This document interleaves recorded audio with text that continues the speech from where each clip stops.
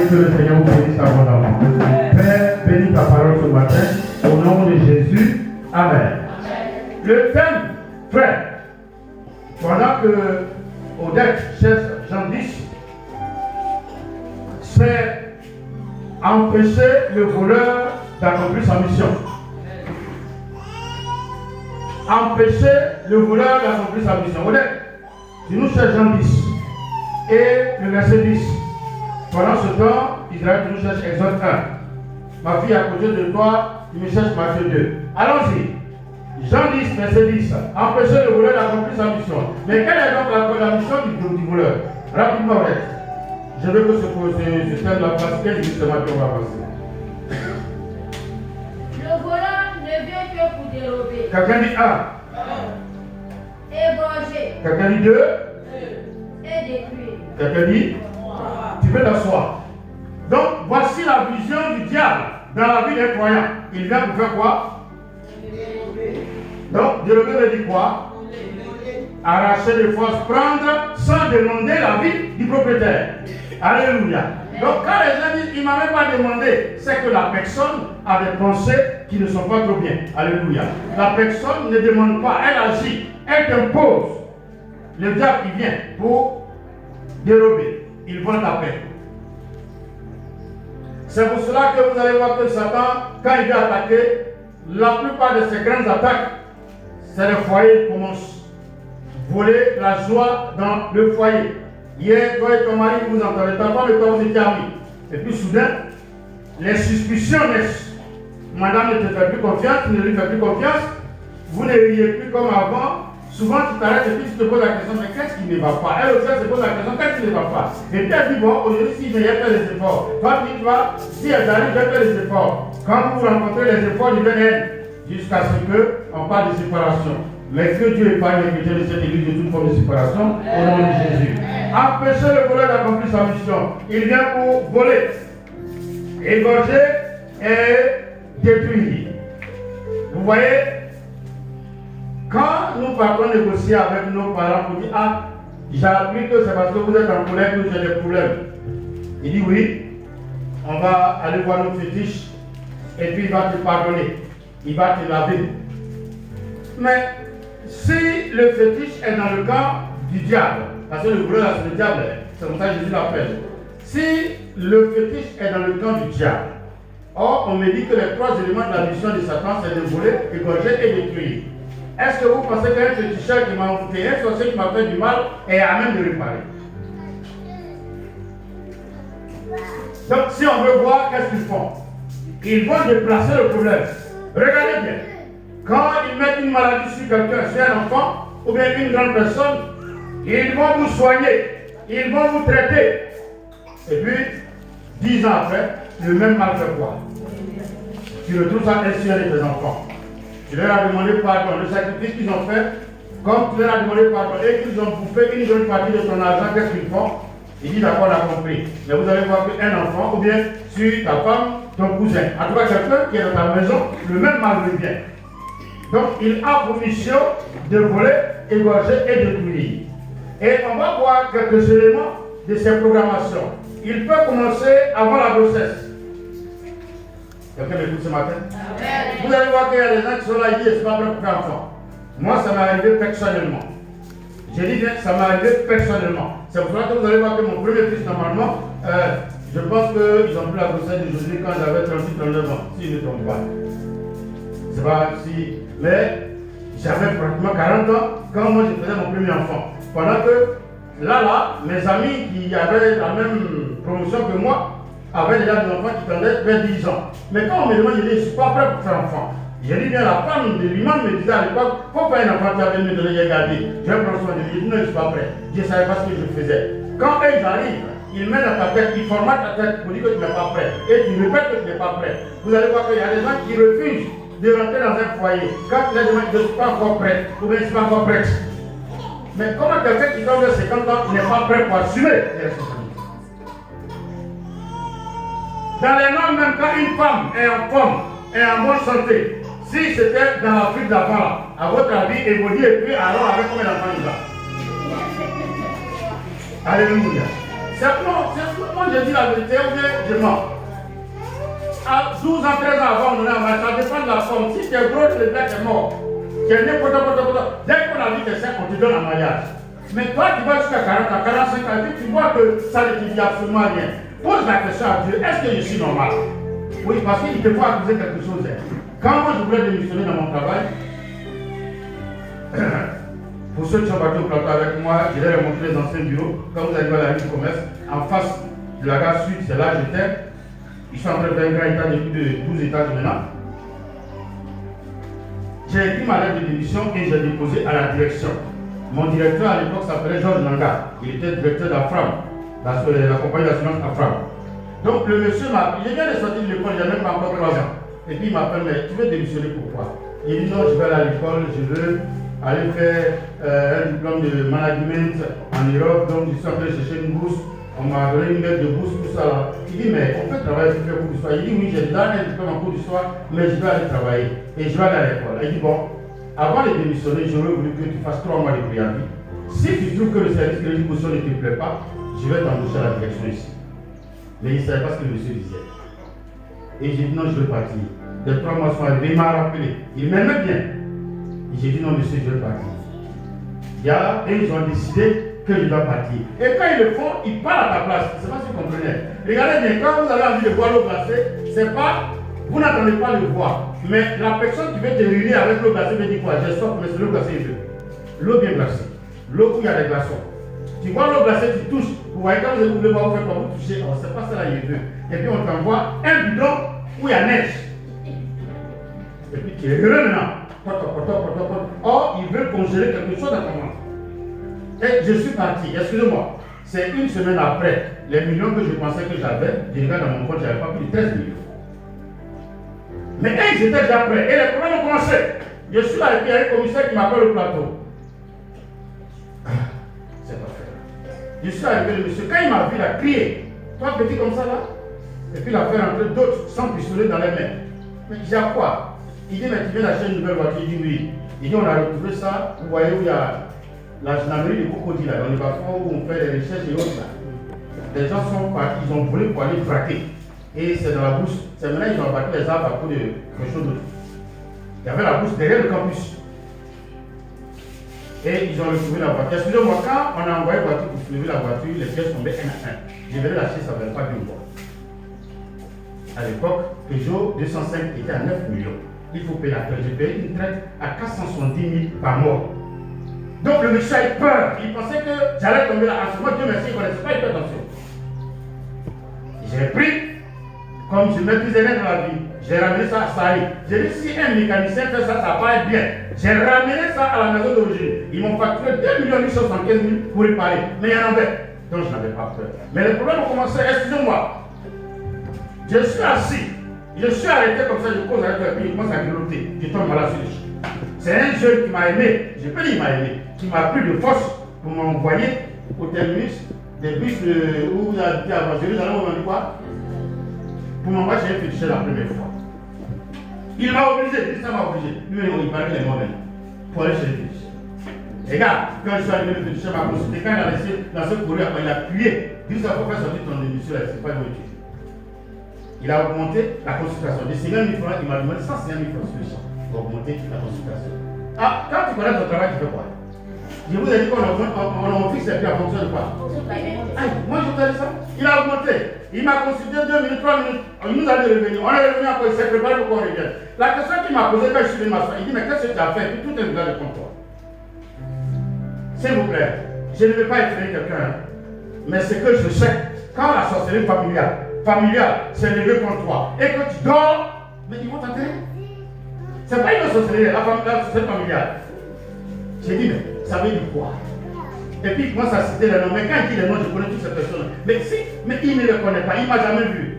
C'est vrai, on peut dire que c'est une imagination. Mais là, j'ai compris qu'il y a un problème qui ne va pas.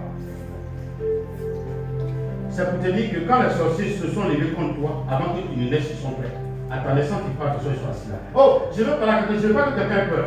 Et si ça concerne cette personne-là, que tu enlèves la peur, parce que rien ne va arriver. Quand tu as un message, que c'est que la puissance et l'autorité de Dieu est descendue pour te surveiller et pour te protéger pour notre Seigneur Jésus. Alléluia. Alléluia. Regardez ce qu'ils vont faire. Exode 1. Avant de verset 15, frère. Matthieu 2, 16. Allons-y. Écoutez bien, hein, c'est par là on commence. Le roi d'Égypte parla aux sages-femmes des Hébreux. Donc, excusez-moi, qui a parlé? Le roi. Le roi. Donc, le chef de quoi? De la sorcellerie, de la magie. C'est lui qui donne l'ordre aux sages-femmes. Quelqu'un m'écoute, il ne faut pas les femmes qui sont entre nous, bien, nous qui allons affronter la foi, on va avoir peur. Alléluia. Non, je veux, Isaac, c'est toi. N'ayez pas peur. Ce message va dire cette femme, il me demande durant, je ne voulais même pas faire 15 minutes avec. Je me rappelle encore mon dernier qui est là, quand ma femme était enceinte de lui, c'est parce qu'il y a combien de monde. On est parti à l'hôpital et puis on dit, ok, elle avait un problème sur la sieste, elle avait mal au pied dans le cas à l'hôpital. Comme on était arrivé, vous connaissez terminé jusqu'à 82 là, l'hôpital qui a faussé, qui est là, c'est là on est parti. Quand on est arrivé ce jour-là, il me semble que Michael Jackson était décédé ce jour-là. Donc la sage-femme là, elle regardait la télévision. Et comme elle était parentée à Michael, elle ne voulait pas se lever. Quand elle s'est levée, elle a touché ma femme, vous savez ce qu'elle a dit? Elle dit l'enfant est mort. Toi, elle toujours au moi. La fille qui avait dit, hé maman, est-ce que tu disais suspicion de mort? Elle dit, c'est mon travail, il est mort.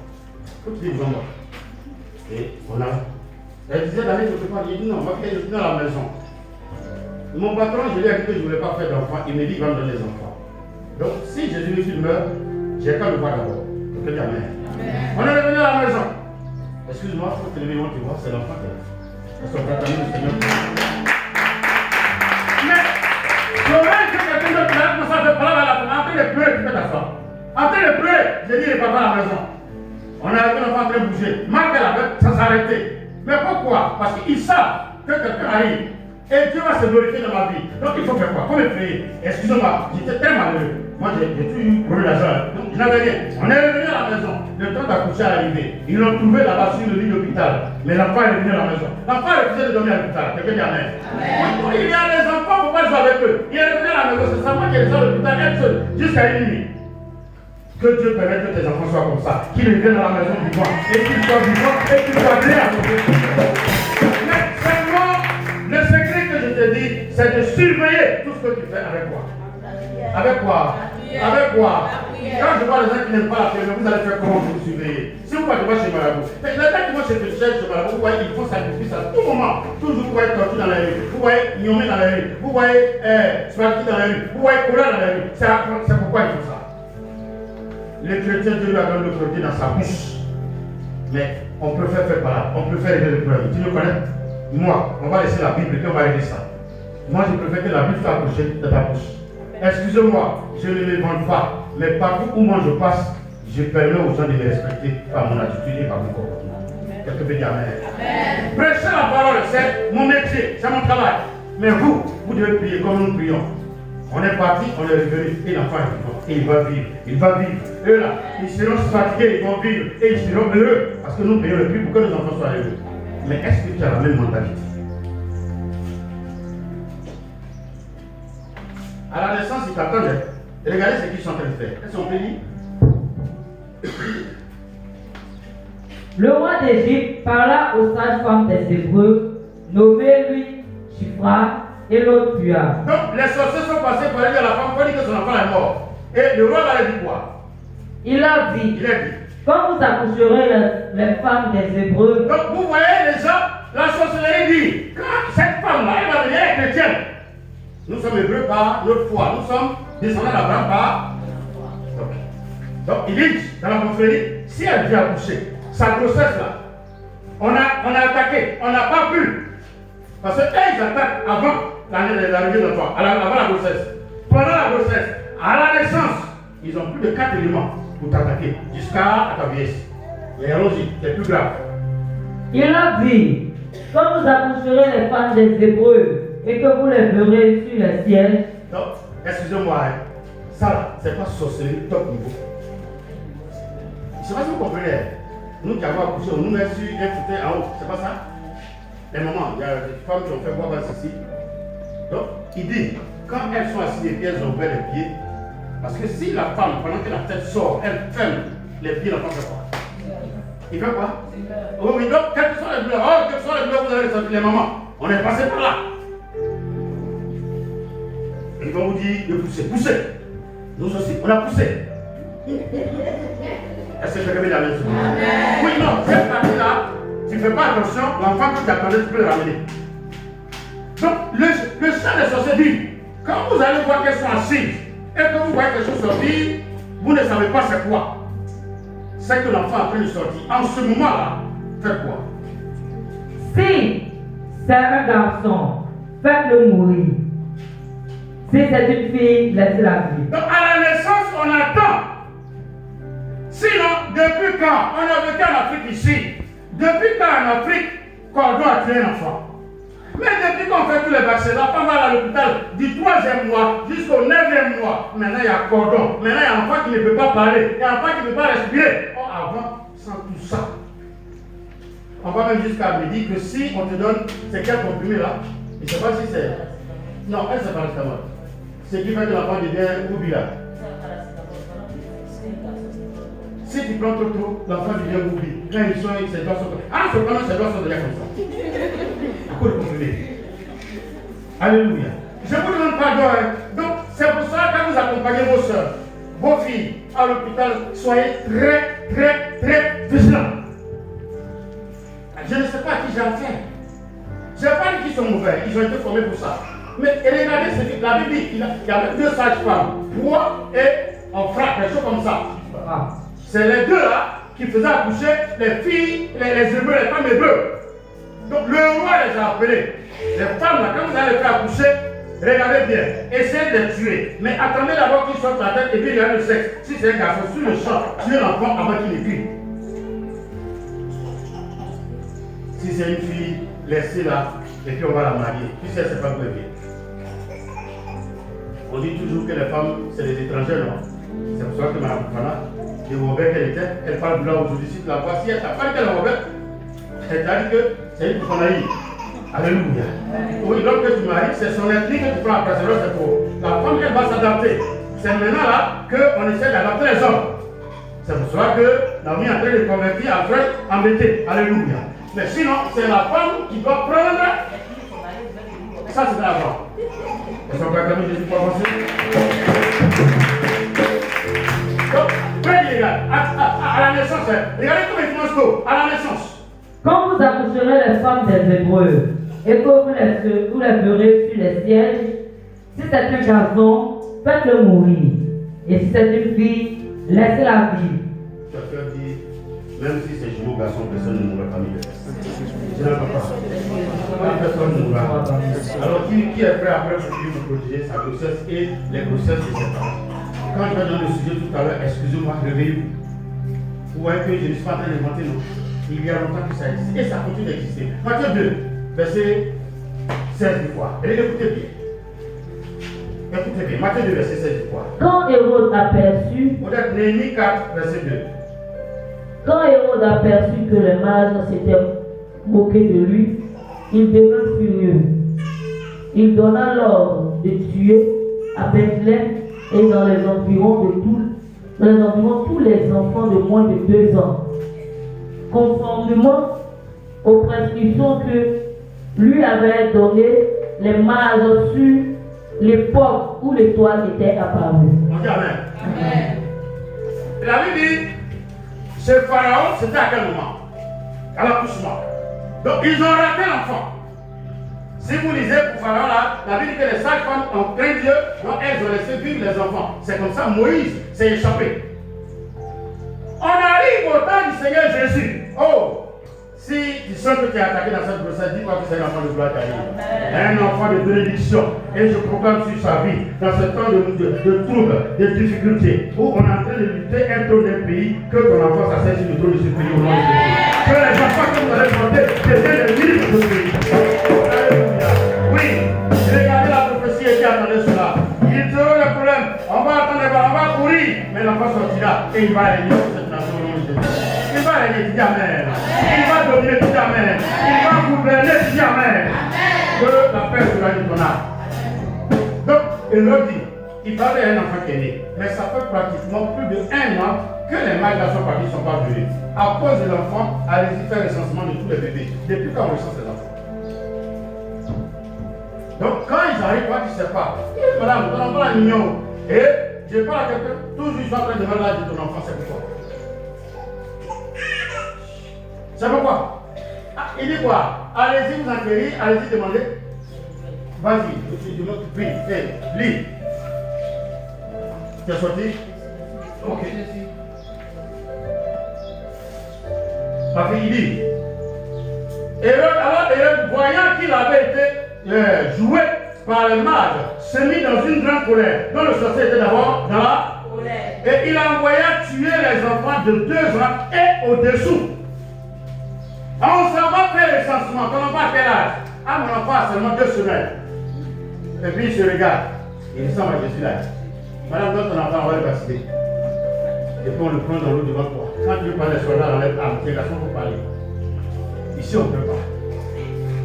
Ils ont tué tous les enfants. Ah ouais, il y en a qui ont surpris. À cause de quelqu'un, ils ont tué tous les enfants. Parce que de l'autre côté, un enfant devait naître. C'est lui qui va sauver le peuple. Donc Pharaon a eu ça. Il dit, mais attends, donc tuer tous les garçons, il ne faut pas qu'ils nous créent des problèmes après. Ici encore, on dit qu'il est né. On n'a pas pu tuer l'enfant pendant que sa mère couchait. Parce que, je parle à quelqu'un ce matin.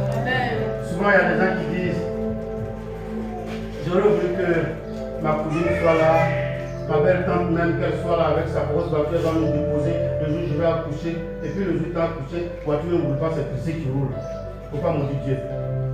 Est-ce que quand Marie a accouché, il y avait quelqu'un, avec qui dans la maison? Ils étaient 2. C'était qui? Elle était avec qui? Dites-le pour elle, elle a qui? Elle a accouché, mais elle n'a pas accouché. Ils ont fait le bébé, mais elle n'a pas accouché. Jésus est devenu glorieux, mais il n'est pas devenu glorieux. Ce n'est pas le lieu de naissance de ton enfant qui va faire de lui un grand garçon. C'est la parole que Jésus sur ton enfant ce matin-là. Qui va faire, qui va devenir grand. C'est la parole de la prédication qui s'attache à ton enfant pour qu'il devienne très grand. Rien ne pourra l'empêcher de naître dans la vie de Dieu. Alléluia. Ce n'est pas le lieu de naissance. Non, je n'ai pas vu 20 pour ce dernier.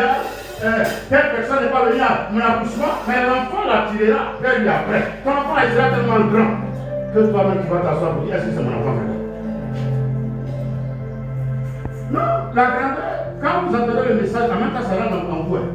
Vous connaissez la vérité? Donc tu connais la vérité par rapport à ta grossesse. Quand tu entends parole comme ça, tu dis quoi l'enfant? Je vais vous enseigner, vous savez qu'on parle à la grossesse. Vous savez ça? On parle à la terre, non? Vous savez ça aussi? On parle à la terre? Ah, yeah. Mais vos parents là, ils ne parlent pas mort. C'est pas aux autres qui parlent, mais ça ne réagit pas.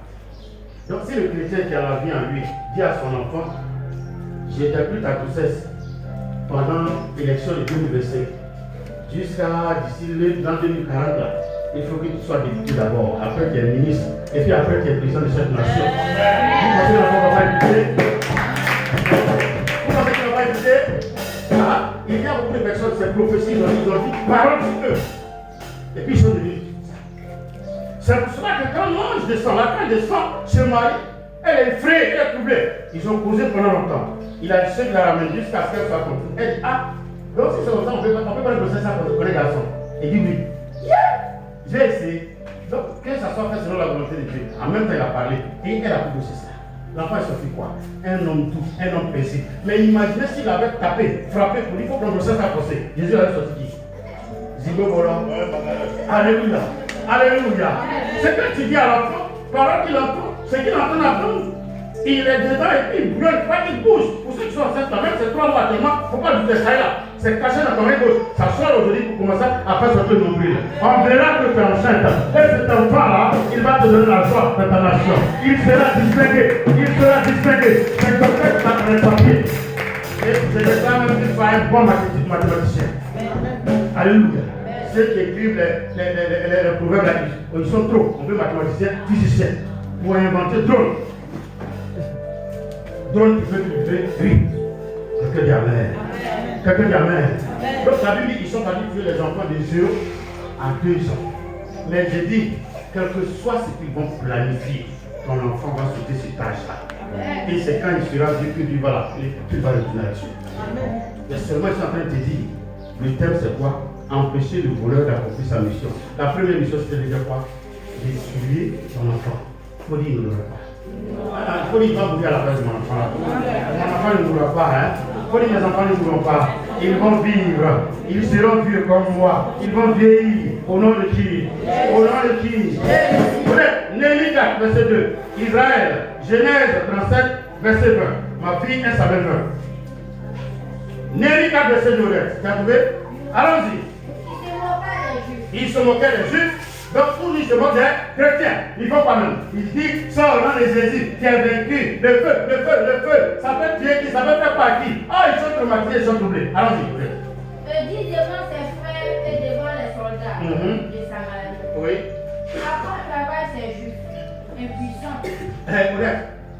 Honnête, quand tu commences un projet, elle n'a pas fait quoi? Lui, elle fait quoi? C'est qui fait là? Il s'en va où? Et puis les gens rient. Les gens ont fait ça, les bons hommes là ont fait, ils ont échoué. Tu as quoi pour faire ça? Est-ce qu'ils ne sont pas en train de dire ça autour de toi? Mais la seule chose que tu dois faire, c'est quoi?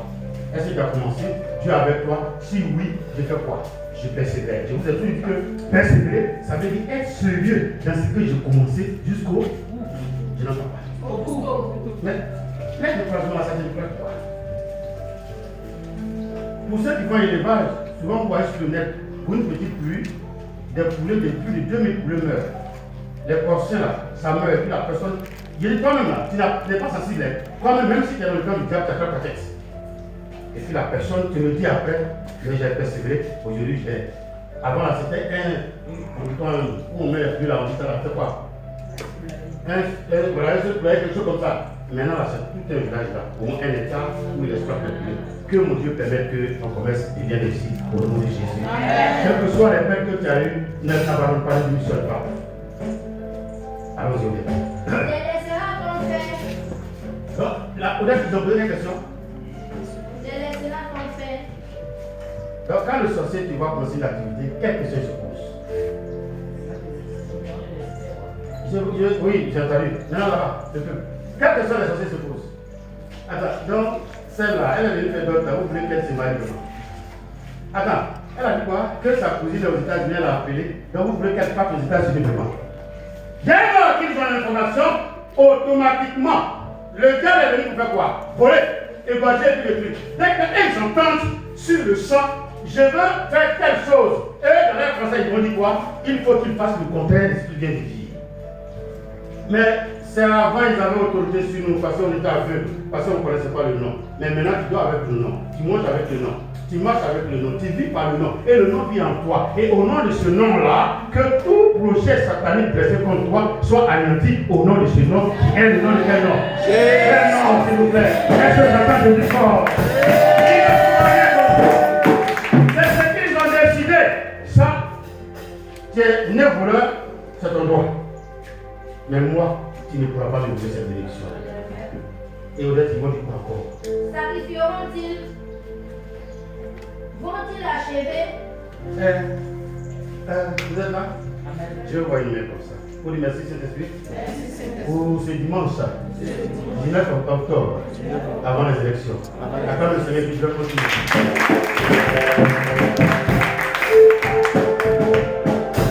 Odette, t'as fini de dire tous les versets?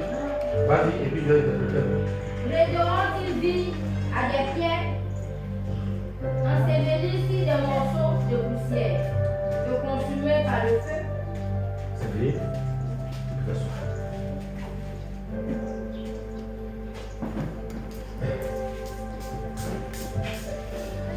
Ils ont dit quelque part, est-ce qu'on va les laisser faire?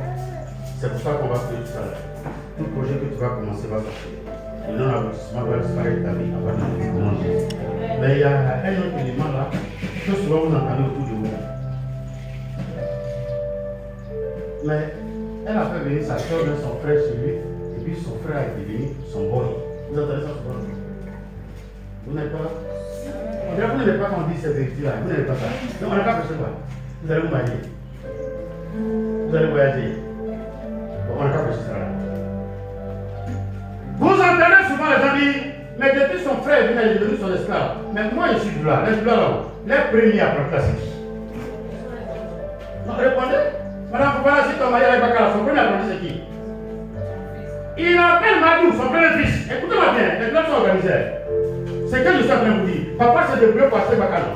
Il est chauffeur, dans un premier temps. Il fait tout pour qu'un de ses enfants commence à être apprenti. Et quand le soir arrive, il donne la voiture pour faire quoi? Pour essayer, pour aller laver. Quand on voit qu'il a la main, on fait quoi? On s'en va lui passer le permis. C'est pour cela que quand vous partez à l'auto-école avant, maintenant ça va changer. S'il y a un petit gars, dès qu'il s'inscrit, le lendemain on envoie son permis pour lui donner. Pourquoi? C'est qu'on dit. La seule chose qu'il ne connaît pas, c'est quoi? On n'a pas le Seigneur pour nous faire. Il ne connaît pas les panneaux. Mais si nous volons là, le cadre, il roule avec un seul bras. Vous voyez? Donc déjà, il prépare l'enfant à une succession. De sorte que le bacala, après lui, il laisse à son élève, quand ça commence à vieillir, le fils prie. Le pouvoir achète un nouveau. Un des enfants est apprenti de son grand frère. Quand il commence à finir de payer l'autre, qu'on appelle nouveau, il prend pour papa. Au bout de 2-3 ans, ils auront cette voiture. Mais donc, si moi j'ai dit à mon fils d'aller surveiller mon sang, j'ai mal fait? Vous ne comprenez pas? Hein? J'ai mal fait. Excusez-moi, quelqu'un dit qu'il n'a qu'à prêcher. J'aime pas qu'on me dise ce mot-là, il n'a qu'à prêcher. Quand on cherchait David pour aller donner à manger à ses frères, il était où? Oh, il était chez son père d'origine et sa mère. Mais pourtant, on l'a laissé où? C'est parce que c'est pas contre lui. Vous êtes chez les gens, on dit faisons ça. Et je sais que vous avez mal à quand je prêche comme ça, ils sont pas contre moi. Mais attendez, mes enfants sont là et puis j'ai souffert. Mais pourquoi? Nous, tu peux justifier. Mon fils que tu peux justifier. Oui, dis donc, il faut trouver quelqu'un qui a envoyé. Non, la Bible dit, il vient dire, mais pourquoi il sacrifie la vie des gens là? Est-ce que lui, il va devenir quelqu'un? Mais si ma soeur, mon frère, mon cousin m'aide et que je deviens millionnaire, à votre avis, même si le travail là, je fais plus que je suis plus présent, qui devient directeur de la ferme là? Est-ce que quelqu'un peut me répondre ce matin? Qui devient directeur? Alors vous vous asseyez quelque part, et puis quand ça devient gros, c'est là qu'il vient dire à ton frère, à ta grande soeur et à ton grand frère, j'ai un diplôme de gestion. Ne pas gérer la rue. J'ai pas mal dit. Où est-ce la vérité? C'est pour cela que les gens qui cherchent travail, ils aiment comment on cherche travail. Avant, quand on cherchait travail, monsieur le directeur, j'ai un diplôme en 4+5 de gestion des ressources humaines. En fonction de mes moyens que j'ai obtenus en classe, je vais venir diriger ton entreprise et je vais bien diriger et il n'y aura pas de problème là-bas. Et le monsieur le directeur prend le papier et il répond en fonction de ce que tu as reçu. Et si tu partais, créer toi-même ta propre entreprise. Alors moi, c'est parce que je suis bête que moi j'achète directeur de ressources humaines, c'est parce qu'il ne va pas tout faire. Celui qui veut devenir un bon héritier, qu'il apprenne à souffrir avec quelqu'un. Ce n'est pas un sacrifice.